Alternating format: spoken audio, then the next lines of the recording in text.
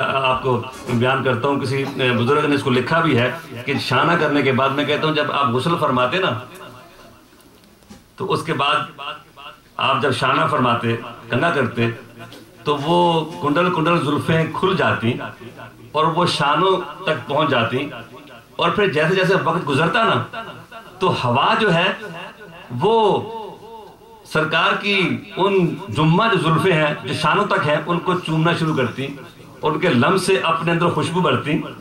جیسے کسی نے کہا نا کہ بوئے گل کس لیے پھرتی ہے چھپائے چہرہ، گیسو سرکار دو عالم نے سنوارے ہوں گے.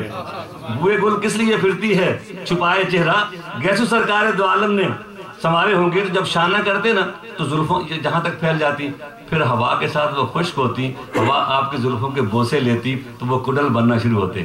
تو کنڈل بن کے وہ آپ کے لبوں اور کانوں کے درمیان لمہ بن جاتی، اور جب بالکل وہ سوکھ جاتی تو بھرپور کنڈل بن کر کے وہ یہاں تک آپ کے کانوں تک پہنچ جاتی. اور ایک صحابی کہتے ہیں کہ میں نے آپ کو دیکھا کہ وفرا کی طرح کی آپ کی کانوں کی لبوں تک آپ کی زلفیں تھی، اور آپ نے سرخ جبہ پہنا ہوا تھا، اور کہتے ہیں میں نے کسی بھی سرخ جبہ پہنے والے کو، وفرا والے کو اتنا حسین نہیں دیکھا ہے جیسے میں نے اپنے حبیب کو، جیسے میں نے اپنے حبیب کو حسین دیکھا تھا.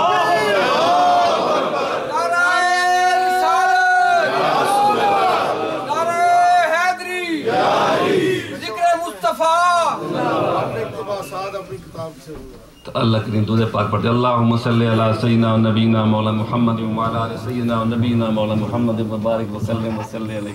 اللہم صلی علی سیدنا و نبینا مولا محمد مبارک وسلم وصلی علیہ. بس میں اپنی بات کو سمیٹ دیتا ہوں، 2-3 منٹ میں جلوہ گری ہونے والی ہے. تو میں نے آپ سے کہا کہ ادب آداب سرکار کے، ہر شے کا ادب کیا جائے، سرکار کا احترام کیا جائے، اور جو شے منسوب ہے آپ کی ذات سے اس شے کا بھی احترام کیا جائے. اور رب نے جو فرمایا کہ ان سے آگے نہ بڑھا کرو، کوئی فیصلہ نہ کیا جائے، کوئی کام نہ کیا جائے، کوئی عمل نہ کیا جائے جو سرکار رحمت باب صلی اللہ علیہ وسلم کے حکم اور فرمان کے خلاف جاتا ہو. تو اسی طرح پھر سرکار کے منہ مبارک کا جو زیارت کرنے والی آنکھیں ہیں ان کو چاہیے جب ایک بار آپ نے اپنی آنکھوں کو بھر لیا ہے سرکار کے جمال کے نظاروں سے، تو اب ایک مراقبے کی میں دعوت دوں گا آپ کو، نوجوانوں کو، بوڑھوں کو، چھوٹوں کو، بڑوں کو، اپنے آپ کو، آپ سب کو، کہ دیکھیے بہت بڑی یہ نعمت ہے جو ہمیں ملتی ہے کہ سرکار کے منہ مبارک کی ہم زیارت کرتے ہیں. تو جن آنکھوں میں سرکار کے انوار کے جلوے آ گئے ہوں، کیا ان کو زیب دیتا ہے کہ ہم کسی حرام پہ وہ پڑھیں؟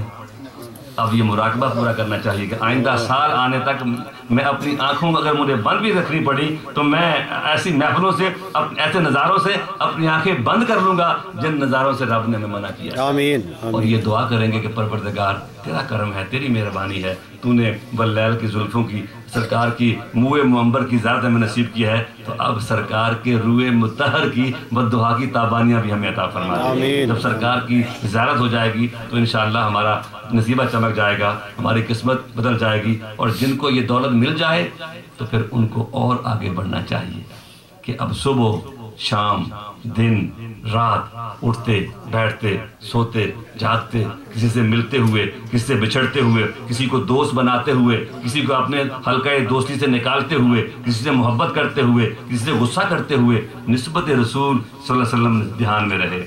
کسی سے محبت کرنی ہے، سرکار کا گدا ہے تو ہماری گردن اس کے سامنے خم ہے.